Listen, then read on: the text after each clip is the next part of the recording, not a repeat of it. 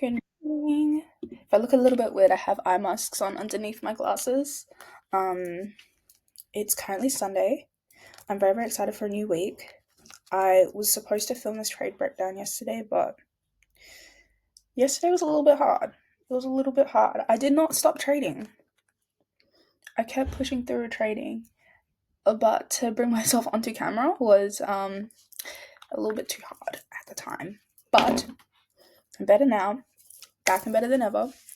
Let's do a trade breakdown for Friday. I did some back testing last night.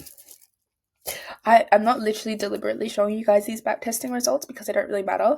At this point in time, I just got onto my computer and I just duplicated the tab because this was the last thing I was doing last night. I was up until 3 o'clock in the morning back testing. I didn't wake up until 1 o'clock in the afternoon, which is absolutely embarrassing. It's ridiculous. I need to make this day a productive day. I've literally got my gym outfit on. I'm ready to go to the gym. Anyway, I'm rambling, but I've been back testing. I've been back testing zone to zone trading, which I'll probably talk about in my trading diaries episode. I've got a whole little spreadsheet. Oh, I don't know if you guys can see that. This is my little spreadsheet that I made last night. I think it looks absolutely gorgeous. But yeah, those are my targets, back testing. They're not probably going to be, they're not literally going to be copy paste onto my live account, these stats, but these are my stats that I want to achieve back testing. Anyway, yeah. Let's do a trade recap. Let me go back into my tracking, my daily journal. Okay. So looking at Friday, let's just get the little templates ready. We'll go over them though. So NASDAQ, I did have a trade hit TP. As you can see, I literally got that in the most perfect spot. I'm so happy about that. I tend to play it safe with my trades. Well, I tend to play it super safe, so I've figured out that it kind of works out better when I'm taking ICC setups to target the 1 hour candle closes instead of the wicks on.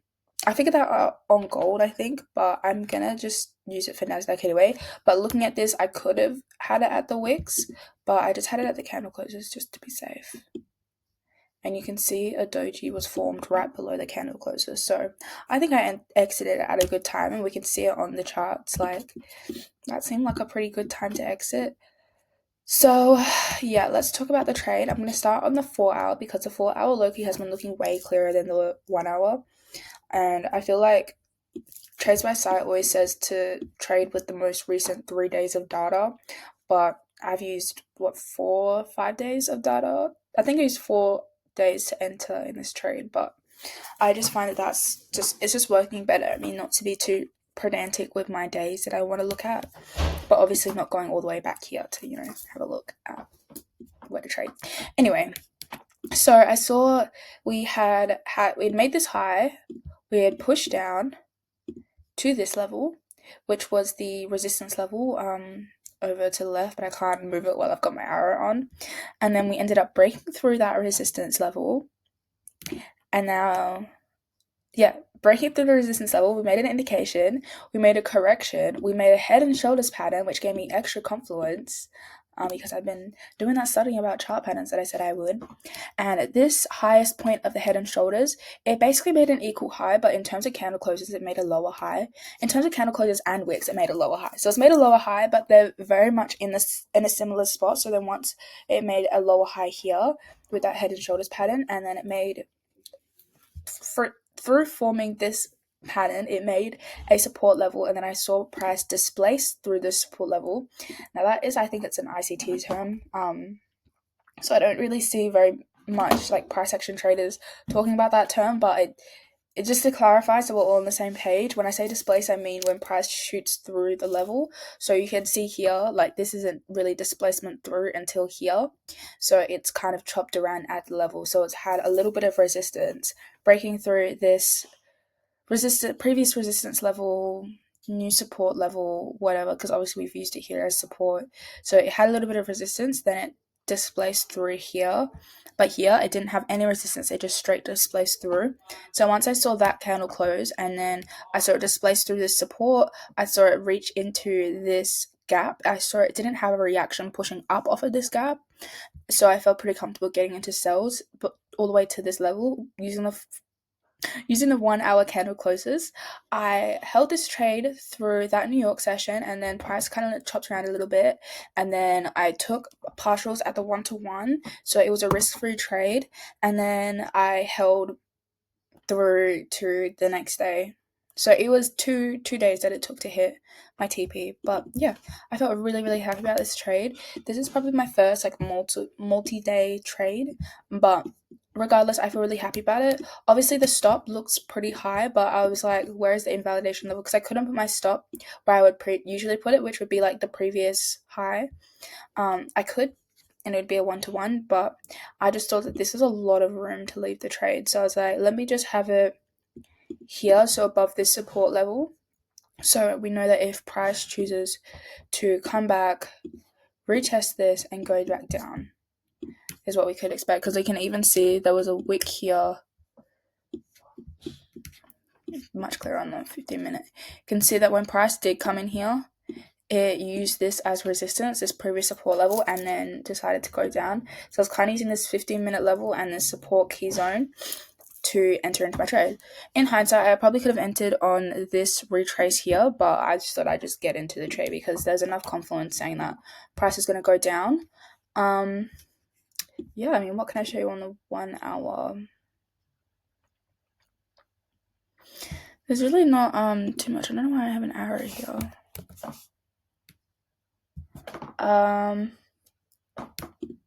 Yeah, there's honestly not too much that I can show you. It hit my level in London session.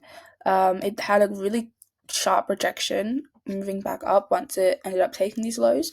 But yeah, I don't know why, but I was out of the trade. So I'm like, all good, no problem. It hasn't broken the levels that we had marked out, so it's all good, and it looks like it's even making bearish structure anyway. So we'll see what happens. I'll do a weekly analysis today as well, just having a look at what we can expect for the week. But that was my trade. Pretty proud of this one, pretty happy. I think what I'm gonna do now is, because I feel like it will just be better if I journal my trades as I break them down, and then we can go over to gold. If you guys okay with that? I feel like this is going to work out better. Oh yeah, I also had these arrows marked out because we can tell that this is an area where price tends to hit this level and sell off, and previously it's hit this level and buy up, looking at this and looking at this reaction. So yeah, oh, I better turn back. Got my lip balm and itched my back. Oh. Okay, anyway. Okay, so we have NASDAQ, setup, observe, bearish, ICC, reason for entry, it broke support, it made a lower high, there was a head and shoulders at the end of the correction. Price was below momentum level. Slay. Cool. Demo. It was a win. Took partials 50% at 1-to-1 RR and held to. Well, I should really go on the next bit. Hold to 1.8.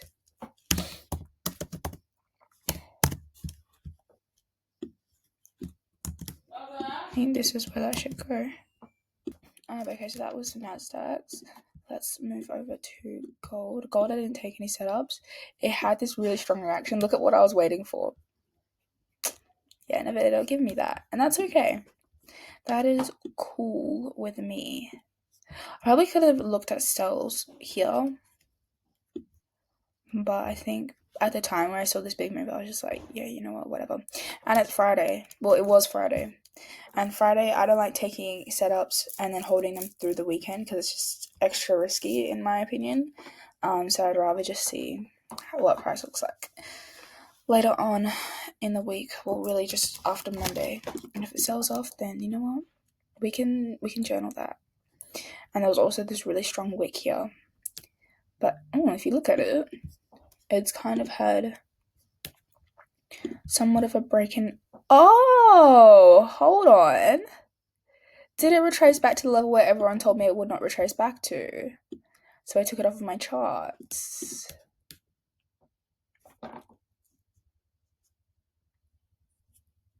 Okay.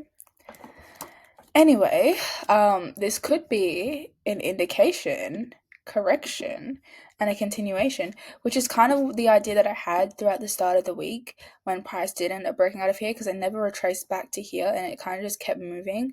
So I had that idea, and then so many people were like, it's never going to retrace back to there, it's pushed up by too strong, which is totally cool. And I was like, yeah, cool, whatever. I kind of took the price movements from here. I was like, okay, it looks like it's done a little bit of a correction. It's formed a little bit of bearish structure, chopped around, and had a new impulse, and then it's done the same thing, chopped around, had a move up, and then it just started moving down. Which is cool.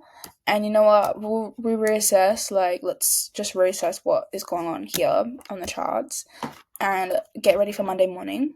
I don't mean let's do that right now, but I mean like let's do that on Monday instead of like leaping through with new ideas. We just have to see what price action actually shows us, because if it were to be a continuation, I'd really want to see, something like that. Maybe I could enter straight up off of here if it's in New York and target something like that. But anyway, these are just ideas, but we'll have a proper analysis on what price is doing Monday morning. But yeah, the setup that I wanted to see was a setup that I wanted to see. Was it? No. Okay, so I wanted to see it back here, but then it never ended up giving me that. So then I was like, okay, well, I can't have the same analysis, because I was like, okay, price is made this high, it's made this low, it's made this high, it's made this low, but this is choppy. So I was like, I don't know whether or not it's best to use this area, but it's just a bit choppy. Then we had an impulse, we had a correction, and I was like, okay, maybe instead of using this as a low, I should have used this as a low, and then we could see a continuation here. But then we ended up getting a sell-off in London, and that's when I was like, okay, my idea has been invalidated, because we've been building bullish structure. We broke out of this consolidation. We were even building bullish structure in this consolidation, and I was like, you know what? We're definitely bullish, so I really just want to be looking for buys. But maybe I should have zoomed out into the 4 hour and seen that price had formed a lower high and could be going on a correction, because you can see it's got a high, we got a low, we got a lower high, and then we could have broken past this low, and I could have like kind of taken that as, well, I mean, that's hindsight, because I've been obviously back testing like this spreadsheet. This spreadsheet that I have is for zone to zone trading. Like, the one that I've been saying that like I'm so confused about, like the support and resistance break setups that Trace by Side keeps taking, that I get confused about. So I've kind of categorized them as ICC and zone to zone. And I think zone to zone is something that Trace by Side did mention. But yeah, it's about like taking the lower highs and the lower highs and the higher lows. I don't know. Let me just show you. So, well, I mean, I can just use this example. So it's when we've made a high point, can see that prices tried to attempt to go higher. It's basically made a head and shoulders here, but it hasn't. This one hasn't used that as the support.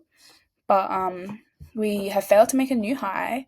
We can see that there's bearish structure. We break past this low. Where's the next area of buyers? The next area of buyers would be over here. And on the 1 hour, if we targeted the candle closes, so it would look a little bit something like this. So we've made a high, we've made a lower high, we can see that there's bearish structure forming, and then we could take a sell to these buyers over here. Obviously it shot through, but I mean, when I'm doing zone to zone, like when I'm testing it, I'm taking the low hanging fruit. Like I'm taking this, I'm not going to be reaching for like this next area, So yeah, the next level of yeah, the next level of buyers, because obviously we would be sellers in this scenario, so we'd be selling to the next level of buyers. The next level of buyers would be here, and then we could scale into the 15-minute. We could see from this lower high made, we can see, okay, there's really strong bearish structure on the 15, and we're consistently breaking lows. You know, we've even got an equal low here, so this can add to your confluence. I mean, this is how I'm analyzing it, so do with that as you will. I also don't trade London on gold. I don't really enjoy it. When I backtested, I didn't trade the first hour of London, but I just prefer waiting for New York Open. So yeah, I probably would have missed out on this entry altogether because I like to wait for New York Open, because I don't know, London just doesn't really give good opportunities in my opinion. Obviously, this is an example of a good opportunity. I don't really care though. Like, I just know that London, I failed more trades in London than I have won them. Like, I feel like I get faked out. You know, it ends up accumulating for the next move in New York. Like, it just doesn't work for me. in my analysis. In my analysis, gold is smooth. It just doesn't have high momentum. London is just crap. It just has fake outs.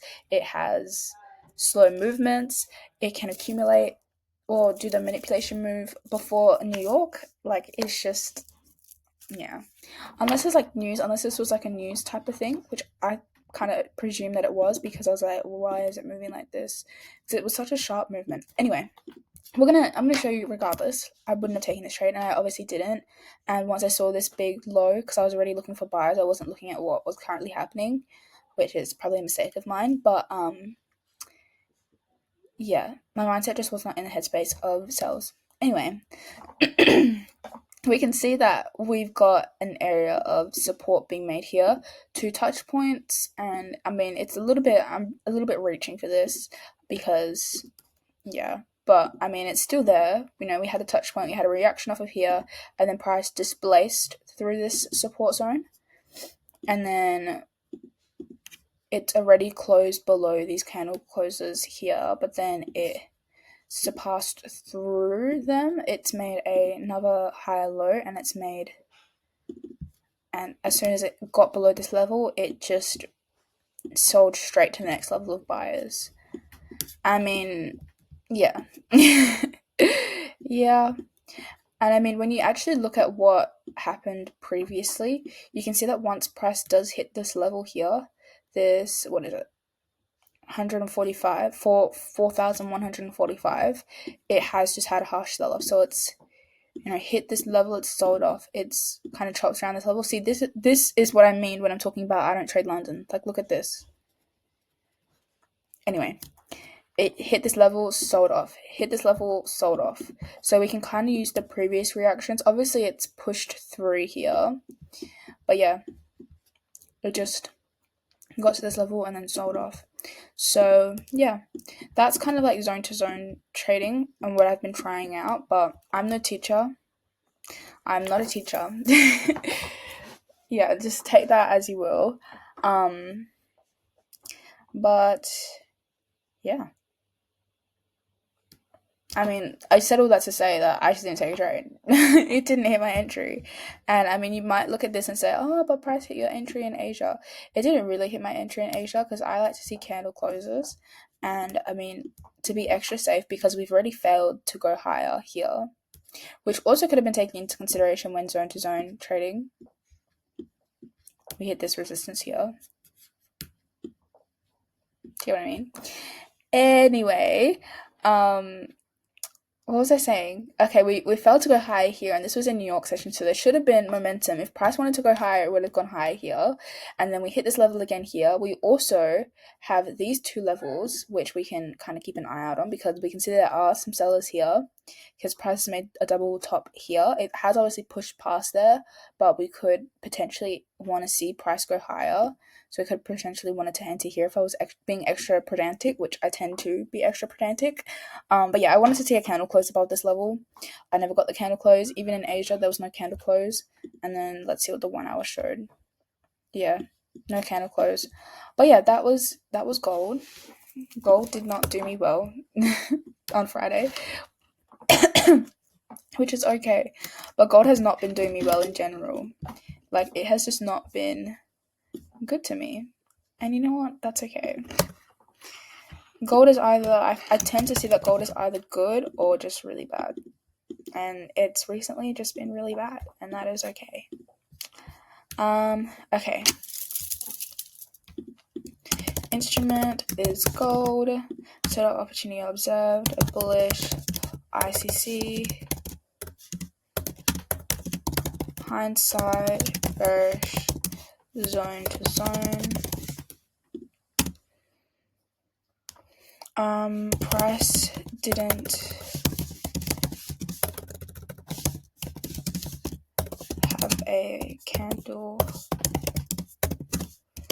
close above zone, and end result went against me. Massive sell-off. And yeah, we didn't take a trade.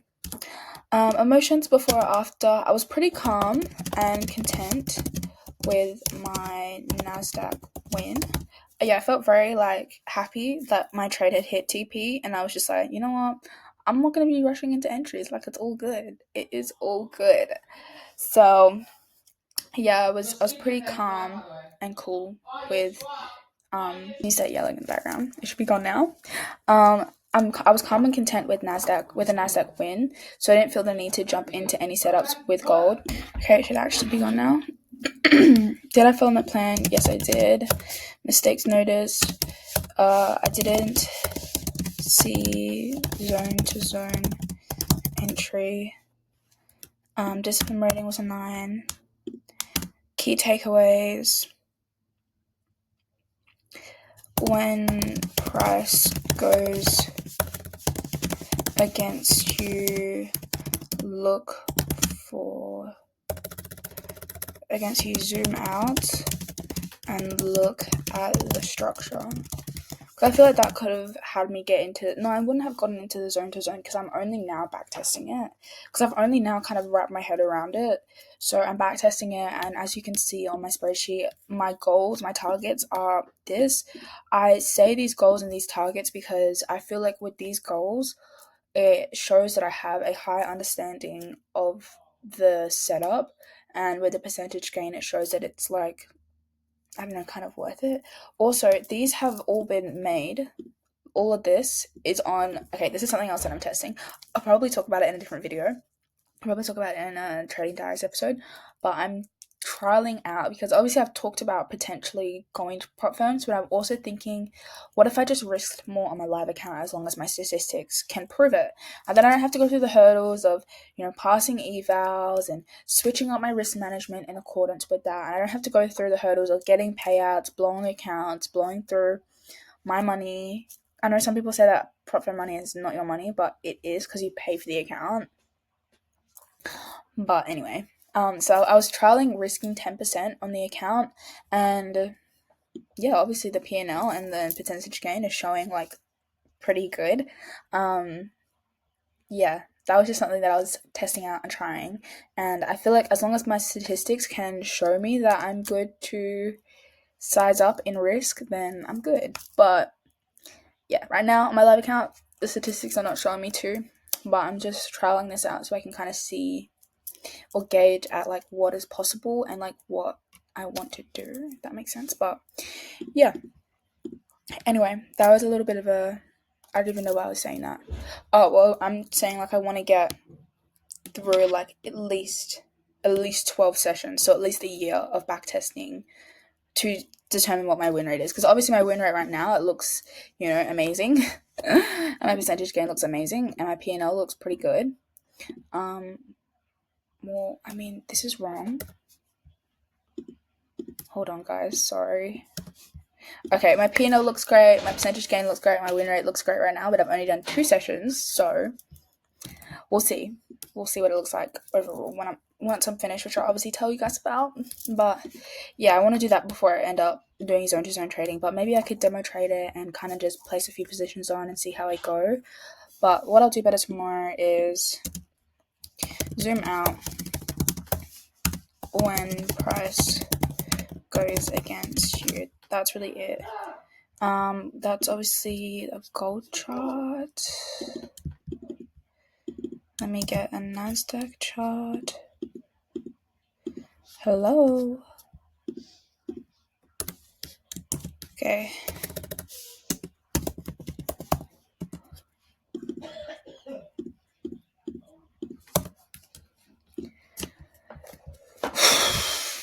I'm gonna go to the gym after this. So prepare to see me in my weekly analysis, my weekly recap. Just tired. Hopefully not though, hopefully not. I'm thinking maybe I should even go to the beach and get like a smoothie bowl. I'm just trying to get myself pumped up, ready, feeling better, and yeah. So anyway, this is my trade recap for Friday. I hope you enjoyed it. I enjoyed it. I definitely enjoyed giving you guys a little bit of a teaser into the new things that I'm working on and looking at. I might even film a trading diaries episode because I actually feel really motivated to yap about the things that I'm trying out. I'm really, really, really, really, really excited. Really excited. Anyway, yeah, this is my trade recap. I hope you enjoyed it. If you did, smash that like button, subscribe, hit the, do all that stuff.